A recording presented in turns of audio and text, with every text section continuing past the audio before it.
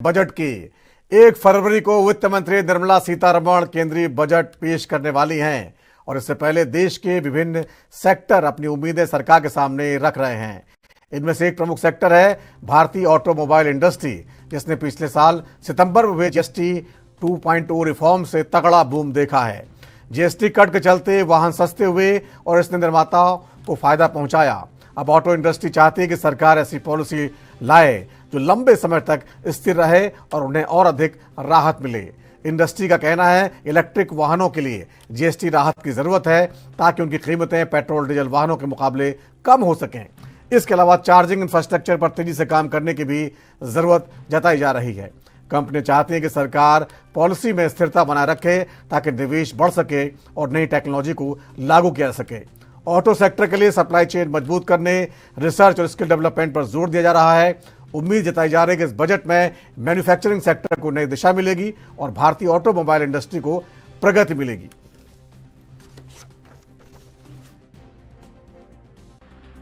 देखिए, उम्मीद तो हर बार रखते हैं इनके बजट से, लेकिन होता कुछ है नहीं। 25-25 सांसद दो बार इनको जिता के भेजे राजस्थान से, 14 सांसद अब की बार भी वहां पे राजस्थान से बीजेपी की जीत के गए हैं। लेकिन राजस्थान हमेशा जो वादे इन लोगों ने किए, चाहे ईआरसीपी को राष्ट्रीय परियोजना घोषित करने का वादा हो, वो ये लोग पूरा नहीं कर पा रहे हैं। डीजल पेट्रोल को सस्ता करने की बात हो, ये लोग नहीं कर पा रहे हैं। तो इसको जीएसटी के दायरे में क्यों नहीं लेके आते? हर स्टेट में अलग डीजल पेट्रोल का रेट है, तो सबका समान होना चाहिए पूरे देश के अंदर। आप कह रहे हो एक देश एक रेट हम करेंगे, तो कब करोगे आप? या सिर्फ जुमले ही फेंक रहे हैं? सबसे महत्वपूर्ण बात है, राजस्थान को विशेष राज्य का दर्जा मिलना चाहिए। यहाँ की जो भौगोलिक जो परिस्थितियां हैं वो काफ़ी अलग अलग टाइप की हैं। उसमें लोगों को बहुत सी परेशानियों का सामना करना पड़ता है। यहाँ बड़ा मरुस्थल का क्षेत्र है, यहाँ बड़ा पहाड़ी क्षेत्र है, तो ऐसे इलाकों के अंदर मैं समझता हूँ खर्चा अधिक आता है स्कीमों का। तो उसके अंदर भारत सरकार मदद करे, तो कोई मदद करते ही नहीं है। अनेक क्षेत्रों में काम कर रहे हैं और ये मंदिर हमारा बहुत सिद्ध मंदिर है। माँ की कृपा यहाँ पर बरसती है। मुझे पहले भी आने का सौभाग्य प्राप्त हुआ, आशीर्वाद लेने का सौभाग्य मिला। आज फिर से यहाँ पर आशीर्वाद लिया है, सभी की स्वस्थ रहने की, सभी की सुखी रहने की, समृद्ध रहने की। हमारा प्रदेश आगे बढ़े। हमारे प्रधानमंत्री जी के नेतृत्व में हमारा देश 2047 में जो विकसित भारत का संकल्प है, उस संकल्प को पूरा करें, आत्मनिर्भर बने, हमारा राज्य हिंदुस्तान का श्रेष्ठ राज्य बने, मां से प्रार्थना की है। सर, कल पूर्व मुख्यमंत्री जी से भी मिलने आप पहुंचे थे और अक्सर होता है कि आप पूर्व मुख्यमंत्री पक्ष के रहे हो, विपक्ष के रहे हो, सबसे मिलते हैं। आपने जो धान उगाया था उसकी फसल तैयार हुई तो वो भी देने आप गए थे? नहीं, देखिए, ये सभी हमारे वरिष्ठ जन हैं, राज्य को उन्होंने सेवाएं दी हैं, उनका सबका अपना अपना। अमूमन 1 तारीख को ही बजट पेश होता है, केंद्रीय बजट, और संयोग से इतवार पड़ रहा है। आजादी के बाद हमें लगता है कि दूसरी इतवार है, लेकिन केंद्र के बजट से जो आशाएं पहले थी वो कहीं बिहार को मिला नहीं। आर्थिक सर्वेक्षण जो रिपोर्ट आया, उस रिपोर्ट में हिला के रख दिया बिहार के लोग।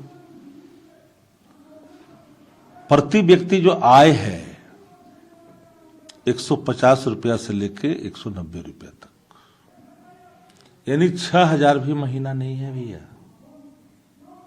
70,000 साल के आ रहे हैं लगभग। केंद्र की सरकार जब बजट पेश करे तो बिहार के विशेष राज्य के दर्जे का ख्याल करना पड़ेगा। കോൺഗ്രസിന്റെ വിജയം എന്നെ ആഗ്രഹിക്കുന്ന അതിനു വേണ്ടിയിട്ട് തന്നെ ഇറങ്ങാൻ പോകുന്നത്, പേടിക്കണ്ട. നമ്മളൊക്കെ വന്നിരിക്കുന്നത് അതിന് തന്നെയാണ്.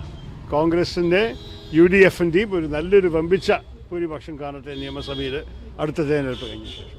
ഓക്കെ, ഇനി എന്താ വേണ്ടത്? നോക്കൂ, ഞാൻ ഒറ്റ പാർട്ടിയിൽ എൻ്റെ ജീവിതത്തിൽ ഉണ്ടായിട്ട് ഇതാണ് ആ പാർട്ടി. ഇത് 18ാമത്തെ വർഷം തുടങ്ങുകയാണ്. ഇപ്പോൾ ഒന്നും വെറുതെ ഇത് ചോദിച്ചുകൊണ്ടിട്ട് വലിയ ബുദ്ധിയില്ല കേട്ടോ. സത്യം പറയുന്നത് വെറുതെ പറഞ്ഞിട്ട് വല്ല കാര്യമില്ല കേട്ടോ. അതിന് ഞാൻ പോകുന്നുണ്ട്. നാളെ പുലർച്ചെ ഫ്ലൈറ്റിൽ പോയി ബഡ്ജറ്റിൽ നമ്മളെല്ലാവർക്കും ശ്രദ്ധയോടെ കേൾക്കേണ്ടി വരും. എന്താണ് സർക്കാർ ഉദ്ദേശിക്കുന്നത്, എന്താണ് അവരുടെ പ്രത്യേകിച്ച് നമ്മുടെ രാജ്യത്തിൻ്റെ തൊഴിലില്ലായ്മയും യുവാക്കളുടെ തൊഴിലില്ലായ്മയും കുറിച്ച് നമുക്ക് ചിന്തയുണ്ട്. കേരളത്തിൽ ഓഫ് കോഴ്സ് നമുക്ക് എല്ലാവർക്കും അറിയണം കേരളത്തിൽ എന്താ കിട്ടാൻ പോകണമെന്ന്. അതൊക്കെ നമ്മൾ ശ്രദ്ധയോടെ കേൾക്കാൻ വേണ്ടി പോകും. അറിയില്ല, ഫൈനാൻസ് മിനിസ്റ്റർ കണ്ടുവല്ലോ അവരെ, നമ്മളുടെ ഈ സംസ്ഥാനത്തെ മിനിസ്റ്റർ സംസാരിച്ചില്ലേ, ഇനി എന്താ കേന്ദ്രത്തിന് വരാൻ പോകണം നോക്കാം. താങ്കൾക്ക് വ്യക്തിപരമായിട്ട് അതെ, ഈ എയിംസ് ഒരു പണ്ടേ തന്നൊരു വാഗ്ദാനമാണ്, അതിനെ പൂർത്തിയാക്കണമെന്ന് എൻ്റെ അഭിപ്രായം തന്നെയാണ്. അതിനെക്കുറിച്ചൊരു സംശയവും വേണ്ട. അത് കുറേ വർഷങ്ങളായി ഞാൻ ഇവിടെ ശ്രീ ഉമ്മൻചാണ്ടി ഭരിക്കുന്ന സമയത്തും ഞാൻ MP ആയിരിക്കുന്ന സമയത്തുമാണ് ഈ तो बजट पेश हो रहा है। कल बहुत सारी उम्मीदें हैं। भारतीय अर्थव्यवस्था इस वक्त बेहद दिलचस्प मोड़ पर है।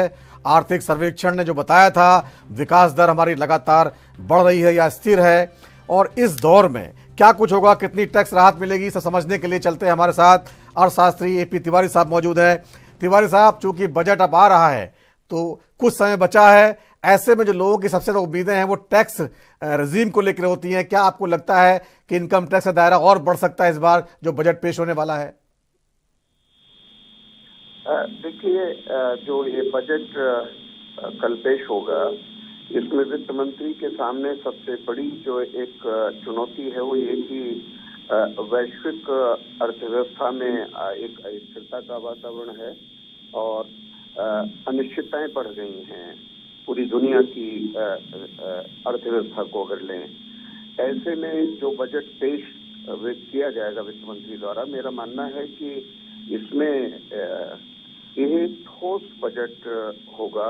और जब हम ठोस बजट की बात कर रहे हैं तो इसका जो केंद्र बिंदु होगा वो राजकोषीय सुदृढ़ीकरण होगा, फिस्कल कंसोलिडेशन होगा, अर्थात राजकोषीय अनुशासन के साथ विकास की गति को बढ़ाने वाला होगा।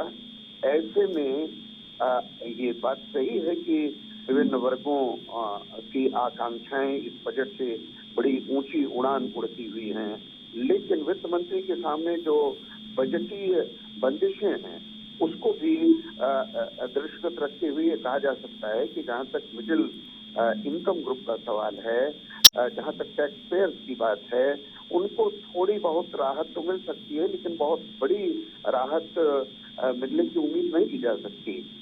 हो सकता है आयकर की छूट की जो सीमा है उसको कुछ बढ़ाया जाए, 25,000 के बराबर बढ़त मिले, तो कुल मिलाकर कह सकते हैं थोड़ी राहत तो मिलेगी। बिल्कुल तिवारी साहब, इसमें एक बड़ा सवाल ये उठ रहा है कि जो ओल्ड टैक्स रिजीम था उसमें तमाम लाभ सरकार देती थी, लेकिन जो नया टैक्स रिजीम आया उसमें लाभ नहीं दिए गए हैं। तो क्या ऐसे लाभ पूरा ओल्ड टैक्स रिजीम को खत्म करते हुए नए टैक्स रिजीम में वो लाभ शामिल होने की उम्मीद देख रहे हैं? इसकी बड़ी चर्चा हो रही है। लेकिन नवीन जी, जो एक खास बात है, हम सभी को समझना पड़ेगा कि जब आर्थिक उदारीकरण की प्रक्रिया 1991 में शुरू की गई थी और चलैया समिति की सिफारिशों के आधार पर बड़े पैमाने पर कर सुधार किए गए थे, तो उनका मूल बिंदु यही था कि कर की दरें कम की जाएंगी और क्रमिक रूप में जो कर रियायतें दी जाती हैं उनको फेस्ड मैनर में समाप्त किया जाएगा। तो मैं समझता हूँ कि जब नई कर डिजाइन लाई गई है तो उसके पीछे जो मूलार्थ है, उसके पीछे जो तर्काधार वो यही है कि छूट जो बड़े पैमाने पर दी जाती थी उससे सरकार को बड़ा कर राजस्व का नुकसान होता था। एक महत्वपूर्ण बात जो आपने उठाई इसी संदर्भ में जाननी जरूरी है टैक्स पेयर्स को कि लगभग कुल आबादी का जो कर रिटर्न जो भरते हैं वो लगभग 6% बैठते हैं, यानी कर फाइल करने वाले लोग 6% हैं आबादी के, और इसमें से 63% ऐसे टैक्स फिलर्स हैं, यानी जो रिटर्न फिलर्स हैं जिनकी टैक्स लायबिलिटी शून्य होती है। तो ये बड़ी महत्वपूर्ण बात है। ये कहा जा सकता है कि कर रियायत देने की भी एक सीमा है, कहेंगे राजकोषीय सीमा है, उसका और तर्क तो बन सकता है। जैसे यही की खपत पड़ती है जब राहत दी जाती है, जैसे अभी आप चर्चा कर रहे थे कि GST की राहत अगर दी गई तो अब ऑटोमोबाइल इंडस्ट्री को एक बड़े पैमाने पर पुशअप मिला, बूस्टअप मिला। यही नहीं, ग्रामीण अर्थव्यवस्था में अगर देखा जाए तो ड्यूरेबल गुड्स की डिमांड बढ़ी, लेकिन जिस बात को मैं उजागर करना चाहूंगा कि जो बजट की बंदिशें हैं उनको दृष्टिगत रखते हुए जो मूल एक उद्देश्य होगा इस बजट का, उसमें होगा निजी निवेश को बढ़ाना। और निजी निवेश तभी बढ़ेगा जब राजकोषीय ढांचा सरकार का नियंत्रित रहे, जब फिस्कल डेफिसिट जीडीपी रेशियो को नियंत्रित रखा जाए। ये जो चालू साल का बजट है उसमें 4.4% पर रखा गया है, और मैं मानता हूं कि खर्च का थोड़ा दबाव वित्त मंत्री पर है। इसके चलते 4.4% पर ही अगर बना रहता है या थोड़ी बहुत इसमें वृद्धि होती है, तब भी हम ये कहेंगे कि राजकोषीय अनुशासन प्राइम होगा। सबसे महत्वपूर्ण बात यह है कि जो सरकार का कर्ज होता है वो जीडीपी के सापेक्ष लगातार घटाया जा रहा है। ये भी उसी की महत्वपूर्ण कड़ी है जिससे निजी निवेश बढ़े। अगर सार्वजनिक ऋण बढ़ता है तो निजी निवेश इससे हतोत्साहित होता है। कुल मिलाकर ऐसे क्षेत्रों को कह सकते हैं जैसे मैन्युफैक्चरिंग सेक्टर है, एग्रीकल्चर सेक्टर है, और खासतौर पे मैन्युफैक्चरिंग सेक्टर की बात कर रहे हैं तो उसमें कुछ जो संरक्षण इंडस्ट्रीज हैं जैसे एआई है, सेमीकंडक्टर है और क्वांटम इनोवेशंस हैं, इनोवेशंस पर जोर होगा, आरएनडी पर जोर होगा। और ये बड़ी महत्वपूर्ण बात तो एक है कि ये बात कही जाती है कि ये भी एआई पर जोर दिया जाएगा तो उससे बेरोजगारी बढ़ेगी। और इसी संदर्भ में महत्वपूर्ण है कि मैं समझता हूँ कि इस बजट में एक ह्यूमनिस्टिक अप्रोच होगा। अभिप्राय यह है कि मानव पूंजी में निवेश, शिक्षा, स्वास्थ्य, चिकित्सा, पेयजल, आवास, ये जो एक सामाजिक, बिल्कुल तिवारी साहब, इसमें जो है मानवीय आधार रखना जरूरी है। वैसे भी पूछा जाता है कि $4 ट्रिलियन की जो जीडीपी है, इकोनॉमी हमारी है, उसका फायदा आखिरकार आम आदमी पार्टी को कैसे मिल रहा है या कैसे मिलेगा। बहुत बहुत धन्यवाद चर्चा में शामिल होने के लिए। तो रहेगा बजट का इंतजार।